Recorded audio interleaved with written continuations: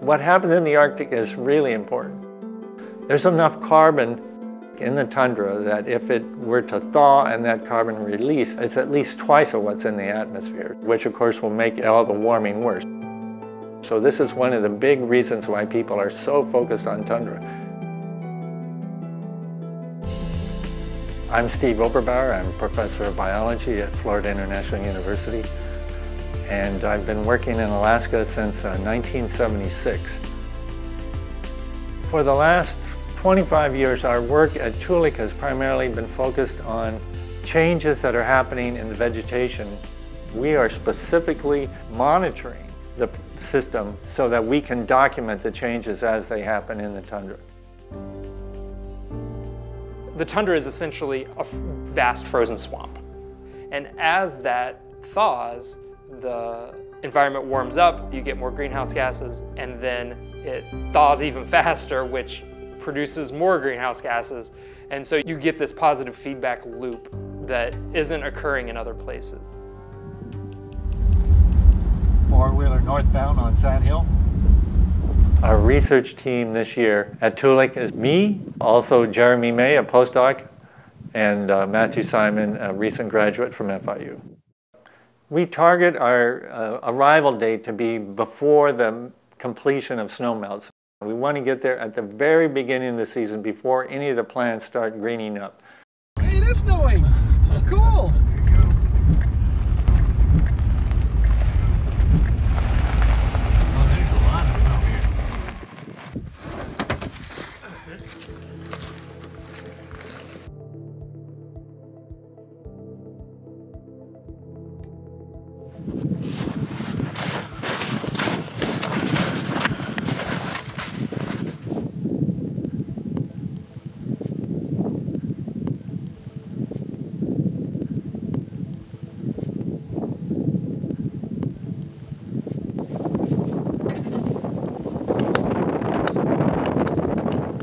The transect is the plot of land that we're actually monitoring through the summer.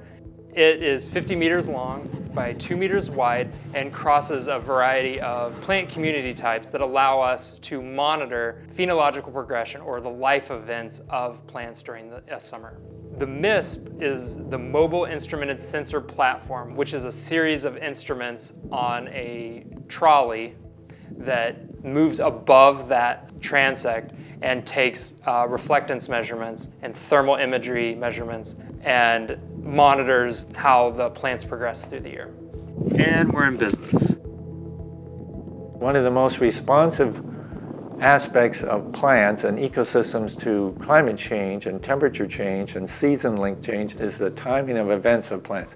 When they flower, when they put out their leaves, when they senesce their leaves, when their fruit are ripe. So if the flower is coming out 2 weeks earlier, but the insect that pollinates that flower is not coming out earlier also, then that plant is not going to get pollinated. That plant doesn't get pollinated, it doesn't make fruit, so there's no fruit for the bears, no fruit for the subsistence people that want to use those fruits. So anything that changes the vegetation, changes which species are there, are going to scale up to these higher levels. It is going to affect people.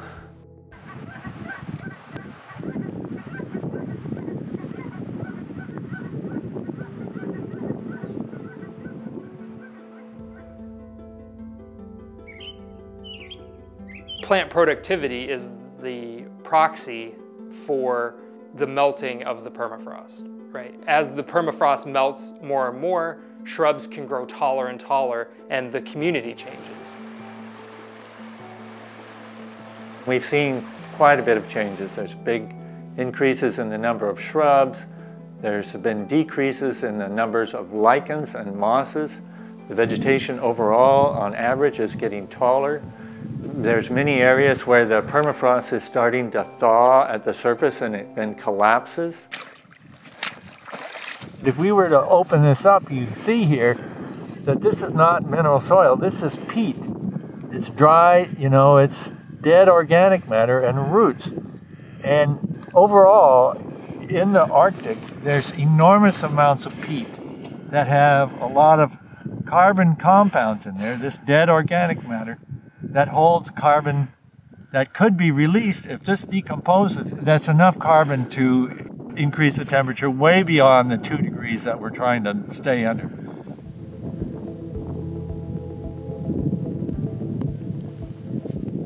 The data that we collect here is archived on an NSF Arctic Data Center database, which is free for anyone to use. Ecosystem modelers are interested in our data now. There's a big project supported by NASA. They're very interested in our daily measurements because what we're doing with the tram is very analogous to what satellites can do, but our daily measurements are longer interval, bigger scale. The other aspect of what our data is for people in the future. We collect more data than we could ever deal with at the moment, but it's for people in the future. It's for people that 30 years from now that they can look back on as the baseline and see how things have changed. It's the high latitude areas, it's the Arctic regions and the Antarctic that are warming at a faster rate than lower latitude areas. So they're kind of the canary in the coal mine, if you will, of what is going to happen. What happens in the Arctic is really important globally. We talk about global warming, but really it's climatic change. The changes that are happening, they're complex. We're trying to document what is happening and then trying to understand what are the drivers of the changes that we're seeing.